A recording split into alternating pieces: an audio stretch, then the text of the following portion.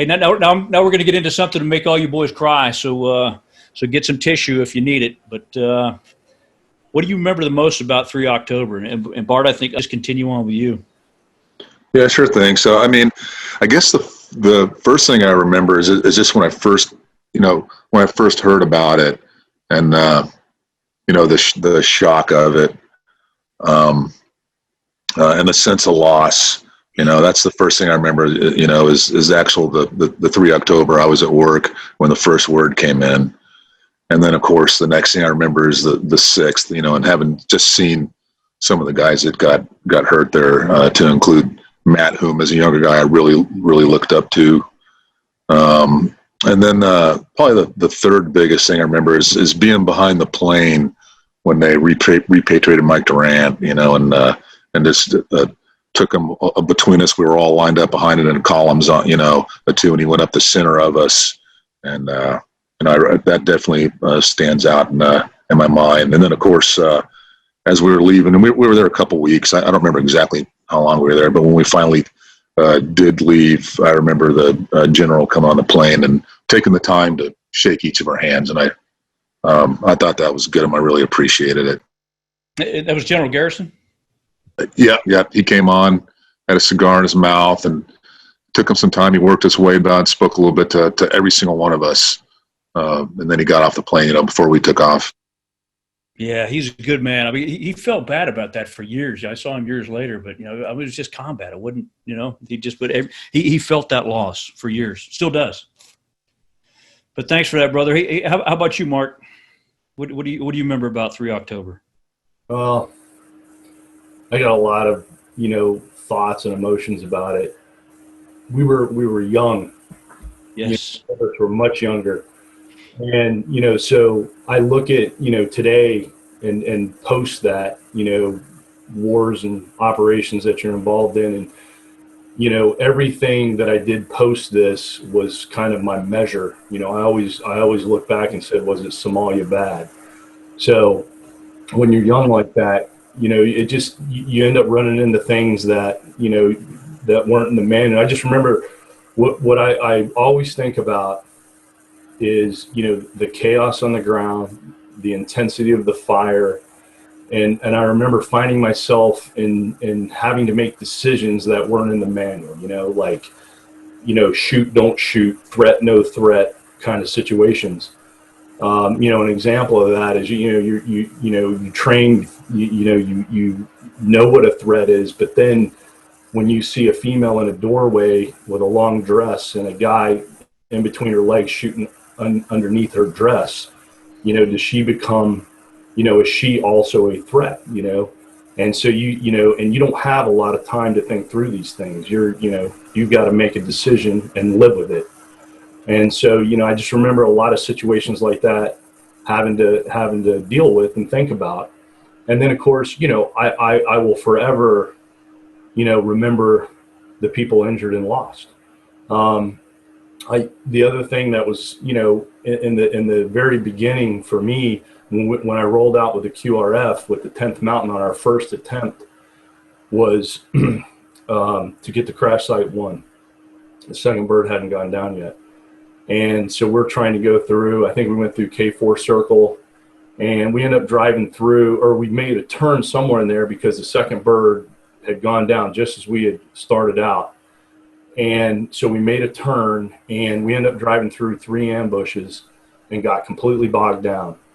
And then we started taking fire. We were taking enemy fire, but then we started literally taking fire, 50 cal fire from the UN, from the Pakis. They were just shooting at noise. They didn't even know who they were shooting at. And so I'm trying to pull vehicles back.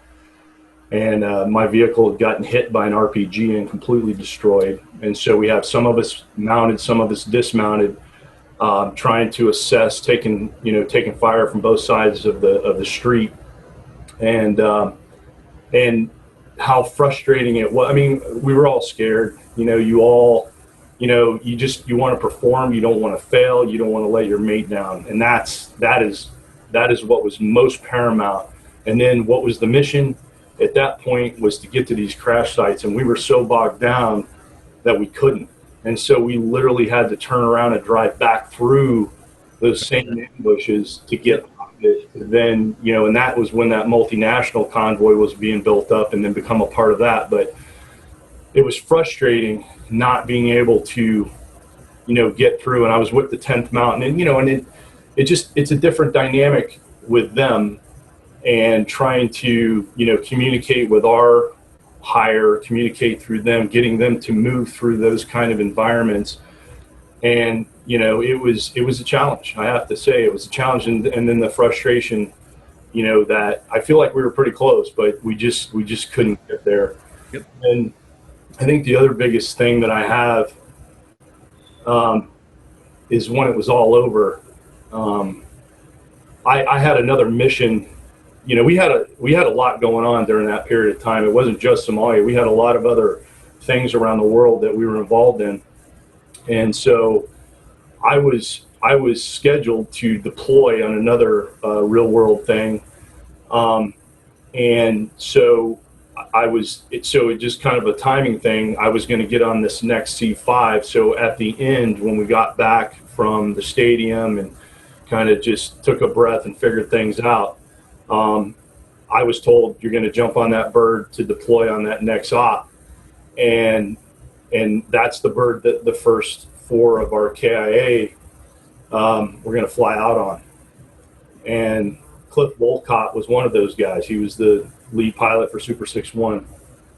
And what I didn't know, I don't think anybody knew, or at least at our level, was that his brother was a helicopter mechanic in the same unit. Oh. On that bird. And so when the bird landed, you got some of us loading and them offloading. And of course, they snatched him up and pulled him off to the side, because he didn't know all this had occurred while they were in the air. So he had no idea what had happened to his brother. So he learned on the tarmac what had happened to his brother. And I just remember they turned him around, put him back on the bird. We loaded up, we took off. And I just remember sitting across from him, looking at him and not knowing what to say. There just were no words, because, emotionally he was up, he was down. And I can just only imagine what he was going through. And then, this was all, very emotional to everybody. So we had several WIAs on the bird, myself and some other wounded in action guys, and then of course our KIAs. And so we fly through Germany. We end up in Dover, and we land in Dover. And then that element that comes up, and this is what their job is, to offload our service people that have been killed in action. I just remember feeling hostile towards that. And to a person on our side, we basically stopped them at the ramp and said, back off, open the back of your vehicles. We will offload our people. Do not touch them. And it didn't turn into a fight, but it definitely was some tension there. And I'll never forget, General Potter walked up and pulled those guys off to the side and explained to them, back off. I can only imagine what he said, but what it turned out was they backed off and we unloaded our people, and that was the way it was going to be. It didn't matter how hurt we were or whatever. Nobody was going to touch them. We were going to put them on those vehicles, and then the rest is history. And so that was it. Those are probably the biggest things that I remember about that period of time. Damn. And like you, I think a lot of the guys had been in either Grenada, then Panama, Desert Shield, Desert Storm by that time, and so they were used to seeing a body or two, but to have the entire morgue full, and then the back of an aircraft full, I mean that was an impact, and it was a good thing that Potter was there. I mean that was a war horse from Vietnam. Good man. You almost made me cry. So thanks, Mark. How about you, Mike? What do you remember? Yeah, a lot of memories from that day, of course. I'll tell you, the thing that I really take from it is you just going out every day, whether you're going to the grocery store or going on a multi-building hit, you never know how great the impact might be of the events unfolding that day. This is something that's been explored and analyzed, for years and years following this event. It was the defining combat event for that decade, Now the post 9/11 guys have had an opportunity to gain from it and learn from it. And they've gone on to do some pretty amazing stuff and terrible things in recent times. My takeaways from that day, well, so like I said, I was on the lead Little Bird. And so I started the day at the beach, actually. We got the call back and made it back to the hangar. Unlike the book or the movie, I don't remember a lot of dread or, implications that this was going to be a big one. For at least within my team, it just seemed like this was going to be another one. It was a daylight thing, so that was not advantageous. But we said, okay, maybe it's juicy enough it'll be worth hanging out in the day.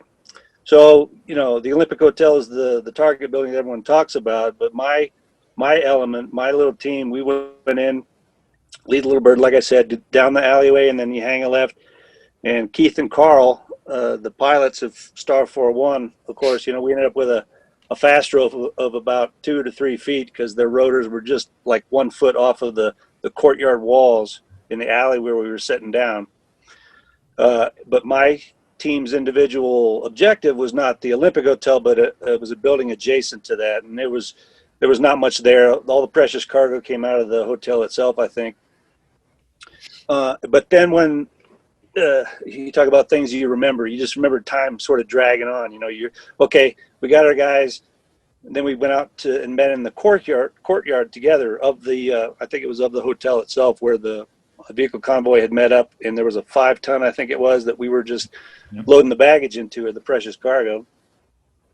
And then things were getting busier. I noticed, hey, the street's a lot more active than I remember. Shots going off everywhere, and the time is still dragging on. Why aren't we loading these guys up? Why aren't we moving along? And this impending sense of time just slowing down, and in time, for a special operations kind of thing, your advantage or your big objective is to get in and get out quick.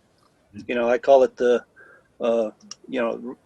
puddle gap theory or the puddle splash theory, where you've been in a rainstorm before and you're trying to make your way across the street and you got a puddle in front of you that you want to make your way across. Well, the faster you run through the puddle, the drier your stay. And if you put your foot down, you put it down violently, get the water out of the way, but you've only got a little bit of time before that water comes back and swallows you up. And that's kind of the image that I always carried away from that day. So, things were getting busier, and I just remember time dragging on and on. So, yeah, to tell my sort of story, target building was dry from our perspective, but I ended up loading these guys into the 5-ton where they already had a couple hurt Rangers, I think, piled in there. Yep. It was just this big, meat wagon sort of thing. And then we made our way by foot, thankfully. That's another thing I remember is I never really liked vehicles. I didn't want to hang around the vehicles too much. We made our way by foot towards 6-1, the first crash site. And that became a pretty busy event as well. And I ended up getting hurt just before the crash site of 6-1 itself. There's various accounts of how far we were, but it was pretty close. We had almost made it there, and that was the site where a burst took out, put me down on the ground, and I think Earl was killed within a second or two after that, and that was about as far as I made it that day. And so from that point, while Chris Ferris, I know we don't want to drop too many names, but Chris is one that's out there already. Chris was working on me at the time, and then he was struck in the back with a rabbit round off the ground. And then we kind of say, maybe we need to get off the street here. So we burst our way into the little courtyard of somebody's apartment building, and then kind of stayed there. And that location became the casualty collection point where a sizable number of Rangers ended up for that evening. And so that's kind of where I stayed until vehicle extraction the next morning by Malaysian APC. And again, time dragging on and on. You know, you're hearing that whole crunch, crunch, crunch of the convoy making its way to us all night, getting engaged from various sides. And you're hoping that the link up's going to go well, and you're hoping that things are going to be great. And then they pulled we wounded folks into the loads. They'd already allocated which vehicles we were going on. That went pretty smooth, but then there was still this awful just drag of time while they were still cutting Cliff and Bull out of the 6-1, because we weren't going to leave without those guys. And so I'm watching the sun go up, and everybody's kind of getting antsy, wanting to move. And then we made our way over to the Packy Stadium, from which I was airlifted and began my medical evacuation kind of thing. But the Packy Stadium was especially memorable to me because that was where all of the bodies were lined up. And one of the guys that I rode out with, he was on 6-1. He was hurt himself, but he was a medic by trade.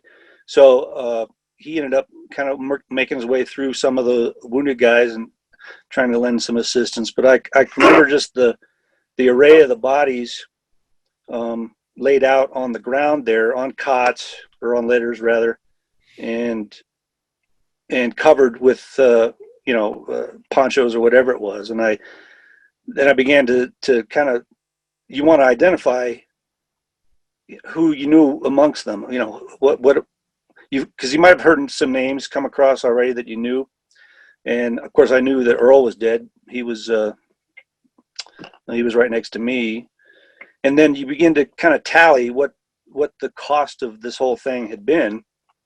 And that really kind of put the hook in me, wanting to go and address each one of these guys and, you know, say your goodbyes. Anyway, so that's kind of my story from the day. I ended up flying by a medevac Huey out of the Packy Stadium over to another location. I think it's where you and I linked up there was a casualty collection point on the airfield itself.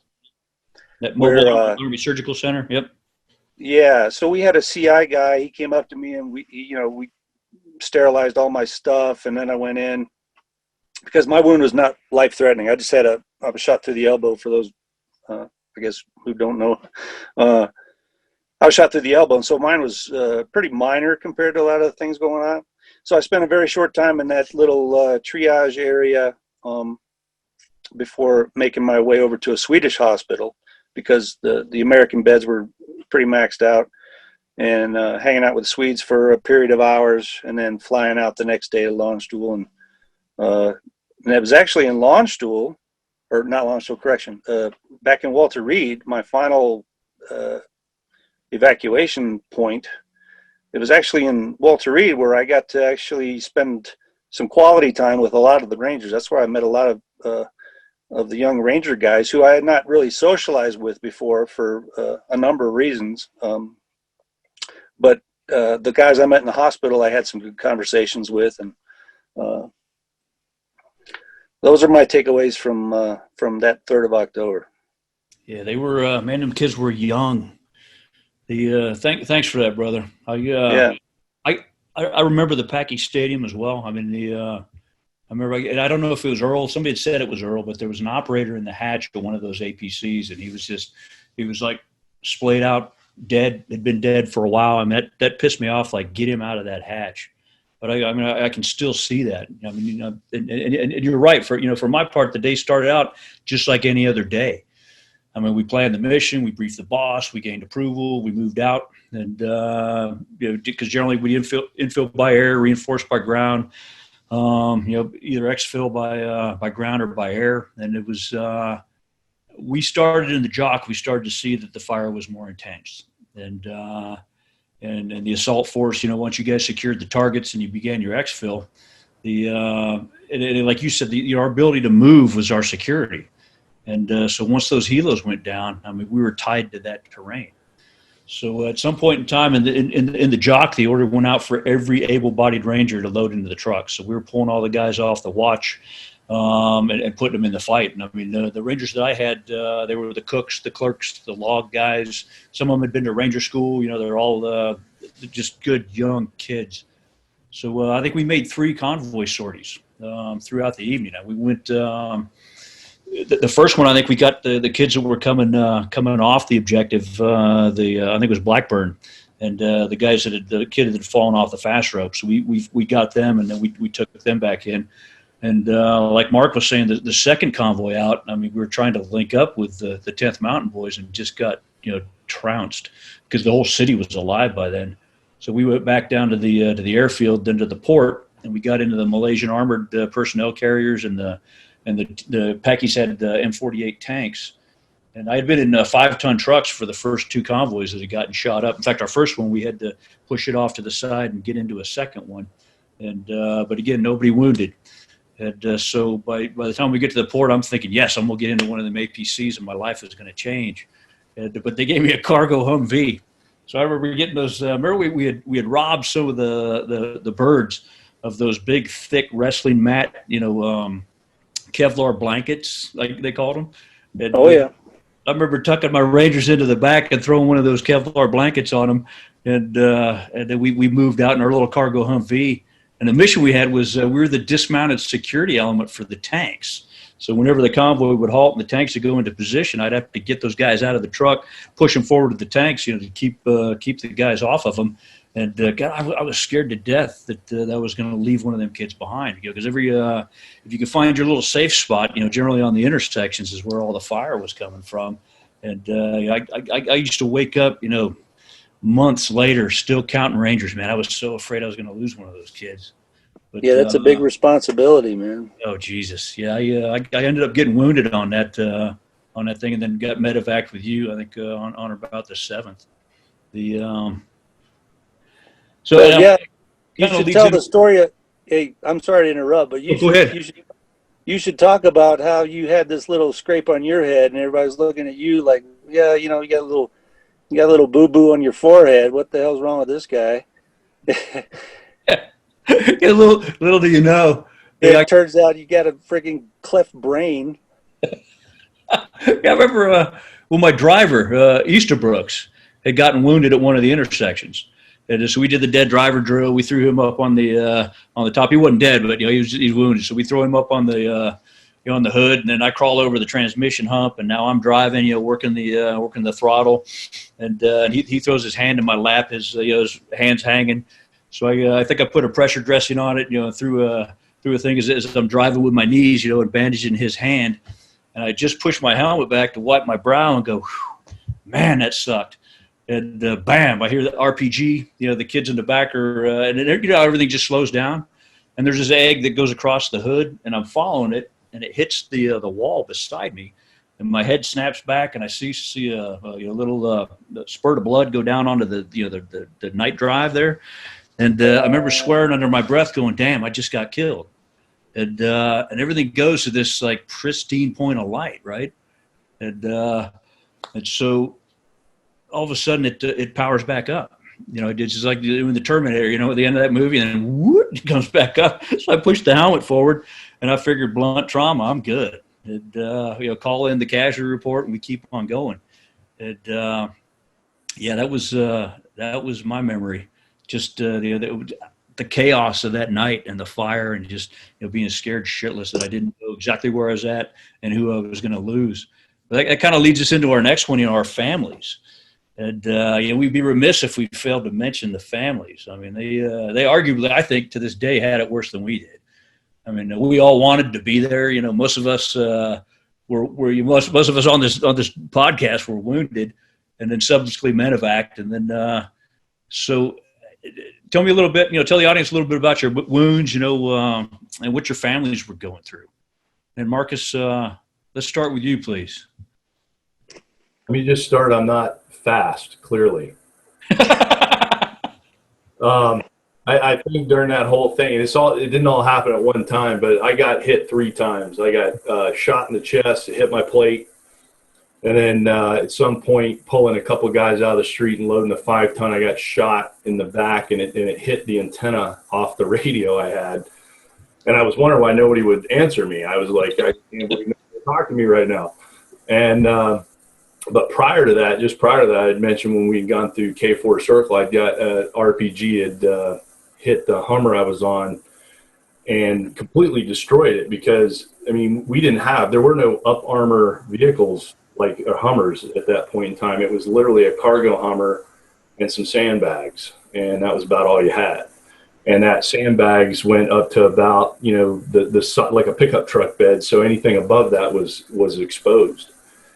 And so anyway, I'd gone out on that, come in, gone out, and so, when it was all said and done, what I didn't realize, I learned all this after the fact, but what I didn't realize, I was functional. I was still good. I was in the fight, good to go. And I had no idea that they had made some form of notification back to my family.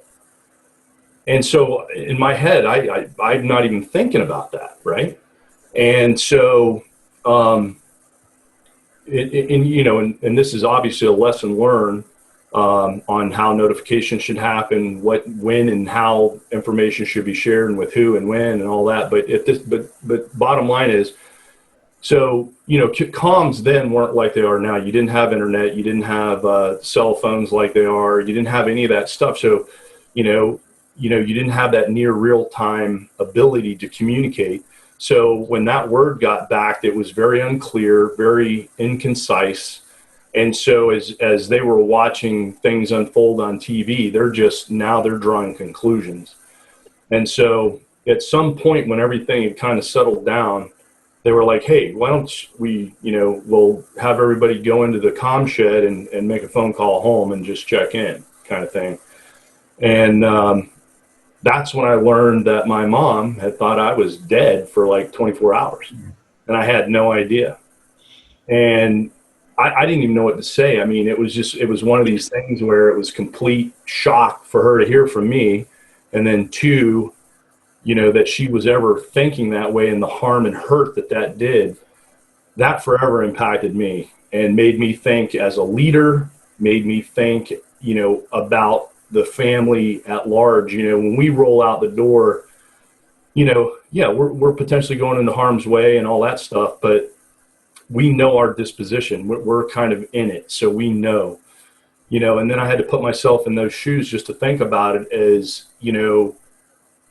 they know we're gone. They know we're potentially in harm's way, but they have no idea what's going on. They have nothing. And so, the stress that induces is huge. And so I will forever, always appreciate, the family side of it.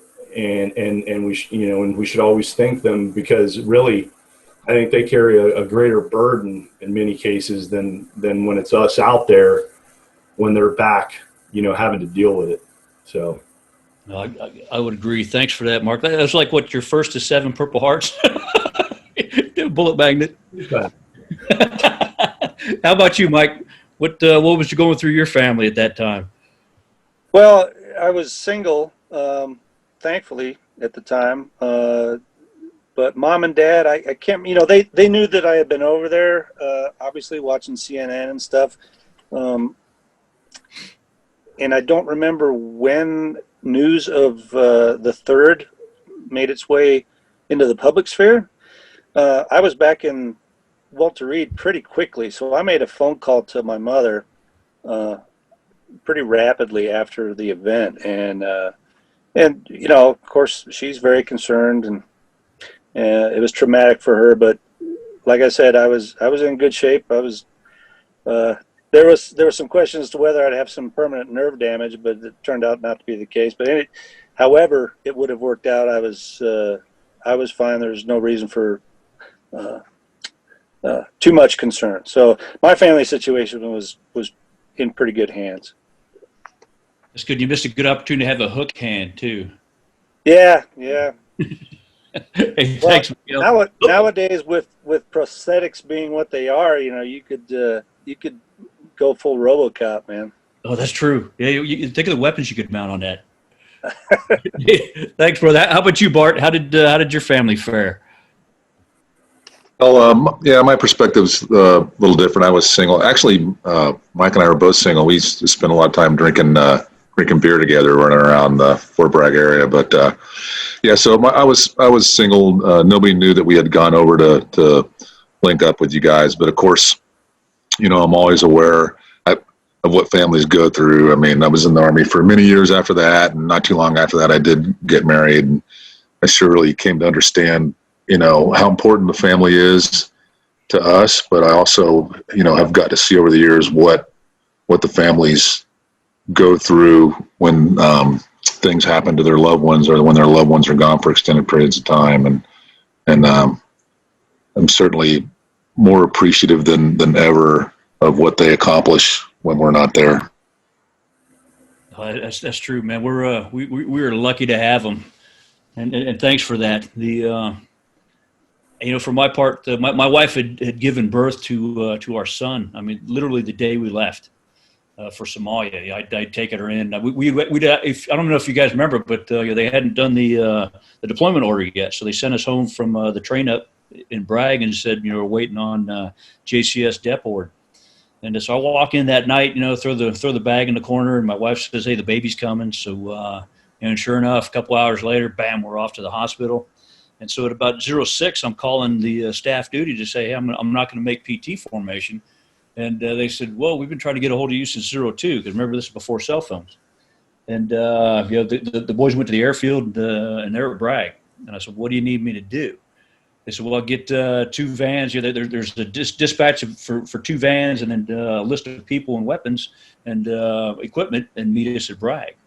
So, so my wife, when I walked in, and I said, "Baby, I got to go," and I literally walked out on her, give the baby back to her, and she was not happy. I mean, all this came out later in counseling, but I owe a lot to her for being strong, and then also the Ranger wives. I mean, all these ladies stepped up and they took care. I mean, when I was standing there trying to say my goodbyes, they said, "Hey, you got to go. We got this." So I mean, everything from bouquets to flowers to balloons to baby's first house and all that kind of stuff. They were able to provide that for us in that gap. So I got hats off to those ladies. So I was wounded in the on the 3rd convoy, shrapnel from an RPG, and it actually went into my skull about here. And then lodged, took out part of the left frontal lobe, and then lodged in the between the left and right lobe. So again, like we were saying, everything went dark for a moment. Then bam, it powers back up because I'm driving at this point. So the kids in the back are smacking me on the K-pot, going, "Don't stop here," because we're just taking fire from all directions. And so we continue to march, and I think at some point in time during the evening we lose that vehicle, and so I didn't do the Mogadishu mile. I did like the Mogadishu half mile. So we're stumbling around the city for a while, and then finally some 10th Mountain guys, because literally, you remember how many guys were wounded. I mean, so every APC we'd pound on to go up to try to fetch a ride, I mean, it was just full of wounded. So there were like no room in the remaining vehicles, because we were losing vehicles on the way, so we'd have to transload into other ones. So the 10th Mountain boys, they kind of took pity on us, and they picked us up and gave us a ride. And then I was medevaced, I think, with Mike on the 7th of October to Launch Duel, and then on to Keesler. And I didn't get off at Walter Reed because I didn't know at the time that because I had walked out of the MASH unit before I got an X-ray. Because I was in there and there was 73 kids wounded, and but I'm ambulatory. I got this little scratch on my forehead, and I think that I'm fine. In my mind, I'm going through, okay, it was probably hit the wall. It's blunt trauma. It's a piece of concrete. And everything was swollen, so it looked there was uniform swelling. It didn't look like what I remember seeing on TV. And so I just got my gear and walked back to the helipad and got heliported back to the hangar. And then that's when it hit us, because we had to repack all the duffel bags from the kids that were dead, right? And put them on the racks. And then you could just look across those racks. I mean, there's like 400 of us in that hangar, and to know that it's whole. And then they started bringing in the trash bags that were full of the gear that they had that they'd cut off the kids during medevac. So we had to lay all the weapons out. And I mean, they still had bone and blood on them, and we're trying to disassemble these weapons to make complete weapons, and then throw away the rest of the stuff. Throw away all the see what pieces of kit that we could salvage, and then pack the kids out. And I mean, that was gut wrenching. And then I went down from my nap, got up from my 02 guard shift, and about 3 days later, I think on the 6th, is when the doc came through and said, "You're Lamb, right?" I said, "Yes, sir." And he goes, "Do not, it's a court-martial offense for you to walk out of the hospital like that." And they said, "We've been looking for you for 2 days." And he says, "Follow my finger." So I follow his finger, and he goes, "You got an entrance wound." He said, "You got to go get a CAT scan." And then I went into the hospital to get a CAT scan, and that's when I found out it was actually an entrance wound, and got medevaced. But I got this picture of when it's post surgery. I'm at Keesler.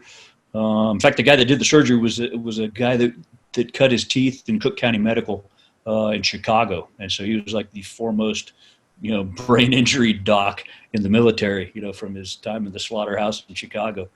So I'm holding my 1 month old son, and my sisters are kind of in the foreground, they're doting on me, and then way in the back corner, kind of in the background, almost out of frame, is my wife, and I mean, she just looks disheveled. I mean, she looks scared shitless, and I mean, that photo to me says it all, because I never, there it is.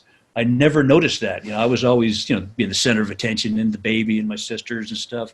And then it was years later when I looked at that photo and I thought, oh my God, what an asshole. But that's my family story. I owe a lot to that woman. Now, guys, after Somalia, I mean, I think Somalia, you guys would probably agree. I mean, that mission would come to define us, not only as people, but as units. And I don't know about you guys, but no man was the same after Somalia. I think we trained harder. We always trained worst case. Remember, there were days, where you'd start with a breach charge, boom, blow that thing up and go hit all the targets inside and say, all right, recock it, let's do it again. But we never let that happen after that anymore. We trained worst case. We never let any unit that touched us for the rest of our careers get lax. And I mean, so it established mission sets also. Develop tactics, establish relationships that exist to this day, but also laid the groundwork for the force that we're fielding today. And so again, I'd like to touch on that a little bit too. On what did each of you guys learn from Somalia? How did it change the way you trained and fought, for the rest of your careers? And Mike, let's get started with you. Well, like you say, it was an event that kind of guided policy, guided tactical development for the next decade or so. I had a number of observations from that event, or from that experience, of course. Personal stuff, you can try and refight your fight maybe too many times. You got to strike a balance between reliving that experience maybe too much, trying to go back and do things differently, perhaps, or behave a little differently. So you have to strike a balance between that and then trying to extract from it the data of, okay, this is what happened, this is what went right, this went wrong, and this is how I can move forward as a human being from this point. And that was the big challenge for me, I think. I at the time, we just rolled right into business, said, okay, now, so there are like two things that really came out of that for me tactically, that we spent a lot of time dealing with. One was resupply stuff. The other one was, although we may be masters at what's going on at a crisis site, the choreography of movement within a building, let's work a little more on how we move from site to site, whether it's a infantry bounding overwatch or the rolling thunder, 2 columns, that kind of business. We spent a lot of time working on that stuff, which I thought was good. The resupply piece I talk about, nowadays you have, remote control parachute packages that you can fly right into a window and all that. We had developed, because that, the resupply that kicked in that night was kind of costly. I think it's where Alex got hurt sitting in the bird trying to kick those packages out. So we developed a system that worked basically on a fast rope. Think of it as any mountaineers out there, these rolling block rappel friction devices that you can used to get commercially. A lot of search and rescue teams use that type of device as a descent or belay device. So we developed kind of our own, the arts and crafts, the fab shop that we talked about. I think they had assisted our guys making it. One that would fasten itself onto a fast rope. So you just kick a bundle. It essentially, I don't think it was top speed. It was pretty fast. You run up the Burwood flared, you kick the rope, and then you throw the bundle out on this descent device, and it would go down to deposit its cargo in a speed-controlled manner to work the resupply issue, because that was a night when things were drying up as far as how much you had on hand. So those are some sort of tactical lessons learned stuff. You can't carry everything. There's a lot of criticism bandied about because of the accounts of guys cutting canteens away, maybe, or to opt for more ammo, that kind of thing. The NVGs were not present. There's a reason for that, of course. It was just a selection made on the spot, pretty much on an individual level, because you only have so much real estate to carry stuff. I did have water. I had, a Camelback, which was at the time cutting edge, 1 liter Camelback that wasn't even in tactical colors, but that was the device I had with me. And then your ammo. We spent a lot of time engineering, like I was talking about resupply, little drop bags, little kickback bags to keep in whatever crevice you have available with whatever platform you're infilling on. Those are always nice to have, that kind of thing. Yeah. And then, like I was saying, as far as keeping things in balance, because if you undergo an experience like this with this kind of trauma, where you've lost friends and stuff, it's a delicate matter to keep revisiting it maybe too much and keep refighting it. So you gotta find that balance. Yeah, good point. I remember talking to you earlier that there was some issues with the Rangers. I mean, they and I remember having this conversation with one of it was one of my former team leader, but I think it was a troop commander at the time, and he was telling me, he says, the Rangers aren't kind of reacting the way we want them to, and I said, well, that's because you didn't train them. When we did the train ups, you led them to believe that this was like going to be a riot control cordon type thing, and I said, this is combat.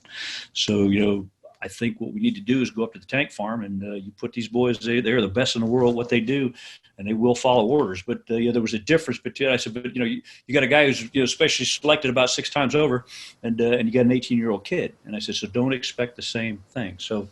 And again, and part of that was that we hadn't integrated the Rangers. We hadn't integrated into your formation since Eagle Claw, 13 years earlier. So I think that was one of the good things to come out of this, is that we continued to hone that and sharpen that stick until it became something that we can seriously poke into somebody's eye. So did you have anything else to add, Mike?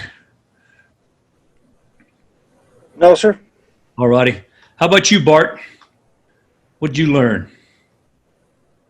I think the lessons learned from there that we carried forward made us a lot more effective from then on. I think, as Mike alluded to, we evolved our TTPs for some of the things that we would do outside of the objective. Moving point to point. Definitely evolved some of our SOPs for how we prepared and planned for things, and how we carried our kit and things like that. Later on, as a leader, I always tried to make sure that training was as realistic as possible, that you tried to account for as many contingencies as possible, and that you made the training as hard as you could to make sure that the old saying, man, a sweat and training seal, bleed in battle, just to make sure that everything you do has you as best prepared as you can possibly be. True. I agree 100%. Hey, Mark, how about you? How did that change you and how you trained? I think everybody's hit it. I mean, I think everybody came away with that same thing. I think it absolutely was a shift in how we do business and how it would be done moving forward. I think it also highlighted the trends of the future modern enemy and Good how, point. we saw things change from what, we had traditionally seen in the past. And I think we're better for it today because we see it today. Something that a lot of people may not realize is that, this battle is directly tied to the war that we're in today. True. A lot of people don't realize that bin Laden UBL was supplying weapons to them. And it was that famous saying, when you bloody America's nose, they will quit. Because politically and strategically, it was the worst call on the planet to not send us back in. Send the whole package back in. It sent a bad message and gave him a plot that led him up to the strikes on the coal, to the bombings in the embassies in Africa, all the way up to 9/11. And hindsight's 20/20, but I think we all knew on the ground that we had decimated that city. They wanted no more fight. They wanted, and all we needed to do was let them know that we're in it for the long haul and go get our man and get the guy we were after, and it would have sent a completely different message. So on the ground, we definitely won the battle, but politically, strategically, I think there was a mistake made by our politicians. I would agree, and thanks for that. I think the last topic we have today is giving honor, and we lost 19 dead, had 73 wounded, and I know you guys keep that day close. So could you explain, how do you honor this day 27 years later? And Bart, I think we'll start with you. Well, by always remembering everyone that was there, no matter what capacity they served in, but especially those that made the ultimate sacrifice, and ensuring that other people remember and are familiar with their story, but also to ensure that people don't just remember them for this day, but for who they were.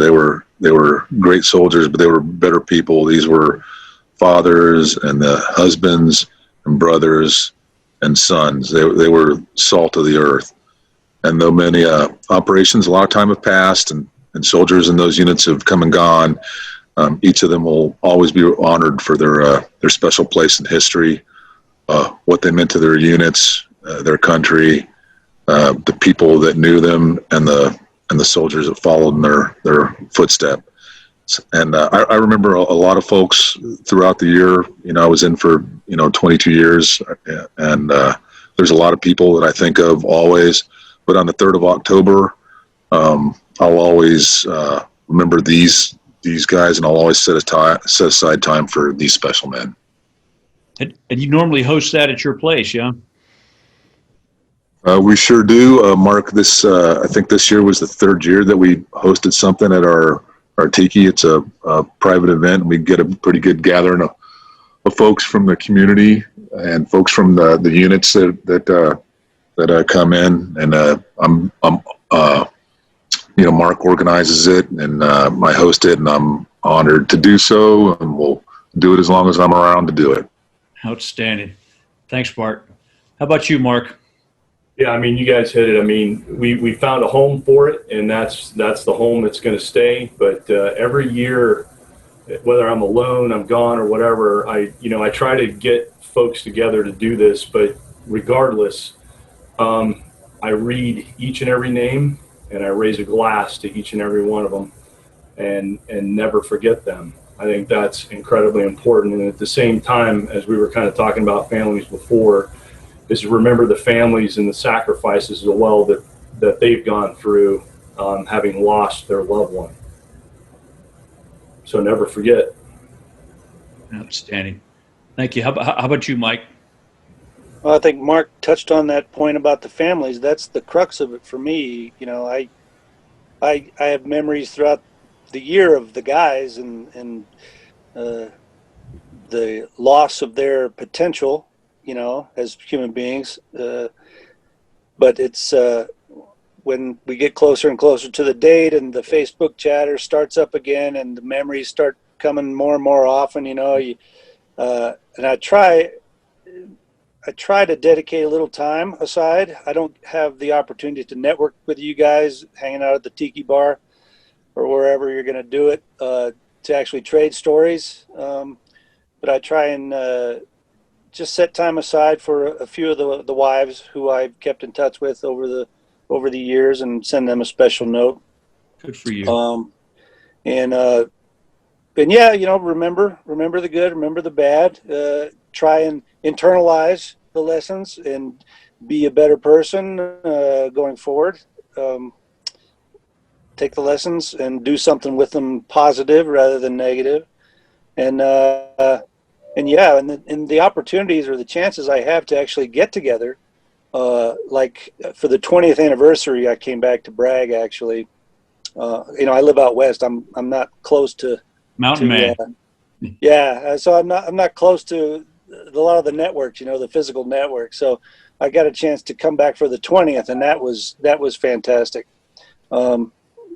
Yeah, so you get a chance to revisit with guys and trade stories a little bit because, you know, I think we skimmed over this, but one of the sort of regrets or the things that I really wished I had done at the time was keep notes, you know, keep a journal and actually record what I was thinking and experiencing at the time, because now, you know, I have a jumble of memories and I have maybe some other guys' memories, and then I have this movie thing and I can't remember what's really true or not, but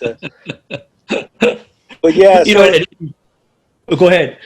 no, I mean, this is just the time of year where you kind of focus that down and I think about the task force, the guys and the wives, and then I try and do something outward with what I've gained from it, you know. And that's it. You know, good point about the journal. I don't know if you guys know Colonel retired Keith Nightingale, old Ranger legend, but he was one of the guys who got sucked into the Pentagon as a young major to do the Iranian hostage rescue, Eagle Claw. And he did exactly that. He kept a little journal. So now, these 40 years later, he's turned that into a book called Phoenix Rising, and it's a great book of just insights. It's just his journal entries and what was going on, what he was thinking at the time. So yeah, I'm with you. I got that regret as well. You know, one of the things that we did here local when I was at SOCOM, we built a soldier's cross. You know, where you got the boots and the bayonet and the the rifle and the helmet. And we built it in SOCOM headquarters near the Mission Support Center, which is kind of the center of gravity for the command. And so it's got bloodstained boots from Somalia. It's got an M4 with a captured T7 bayonet. It was kind of like the M16 knockoff from Just Cause. It's got a helmet from Iraq that's still, you know, crusted with dust. And it's got the dog tags of the fallen hanging over the pistol grip. And it reminds everybody as they walk in and out of that kind of choke point there to never forget. And sometimes it's touching because I'll see people that actually go and leaf through the dog tags.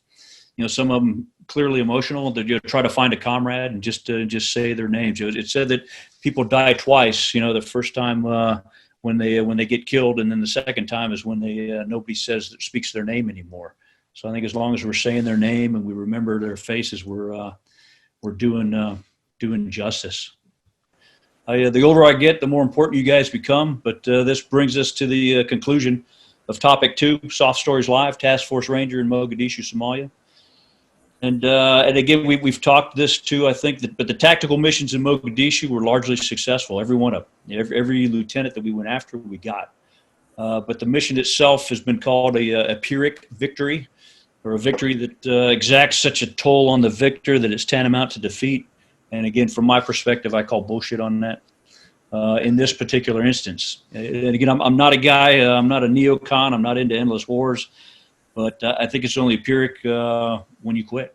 And I think our nation, when they loses the will to fight and you walk off the battlefield, that's when it becomes a Pyrrhic victory. But again, I agree with Mike, and that if you don't have the resolve, then don't send the forces. Yep. But we lost some great guys in Mogadishu, but every man wanted to be there. I mean, everybody who wasn't there was pissed when they were watching it on TV. I don't think that any of them, to include the living and the dead, would have traded their spot on that task force. And we still find ourselves in a protracted war with the same extremists, a war that they had long declared. I mean, it goes back to like 1802 with Jefferson, but we were too distracted to take seriously. So Somalia made us take notice, at least at the tactical and operational level. And again, I'm proud to know you guys and have served with each and every one of you. Love you, Rick. Same. Anybody have any closing remarks or thoughts before I turn it back over to Randy? I will speak up and say one little thing. You just mentioned it, and I meant to kind of touch on it. You know, we had a sizable group of people over there, but there were a lot of guys who were missing for whatever reasons, because ANOC was more important, or we had guys on singleton kind of missions doing other things, so they didn't accompany the task force. And those are the guys I really feel for, because to have to go through every day, you know, especially when October rolls around and not having been in it, talk about the survivor guilt, that sucks, man. And, you know, I was right in the middle of it, and I feel survivor guilt for turning into cargo, you know, 10 minutes into the fight. I know those guys, they hurt pretty bad when this time rolls around. That's a good point, and God love them. Any other fellas? No, sir. All right. Well, the Global SOF Foundation wishes to extend a heartfelt thank you to all the special guests and for this historic live event. And thanks for again, candidly sharing all your personal experiences with the viewers. And Randy, I am going to take it back to you, brother. Thank you, Rick. And also a special thank you to our distinguished panel for participating in today's discussion. It was very enlightening. I appreciate the time, and I appreciate your service more than you'll ever know. Most of all, thank you, viewers, for your participation. This event ran a little longer than we anticipated, but there was a lot to be said, and I'm eternally grateful to get those thoughts out. Please be sure to join us in November as our next moderator and select a guest panel together explore the recollections. Topic 3, Operation Eagle Claw, Desert 1 and the aftermath. We look forward to having you join us again. Until then, on behalf of the Global SOF Foundation and SOF Stories Live, I am the host, Chief Master Sergeant Retired Randy Anderson, and Air Commando. Good afternoon, and God bless America.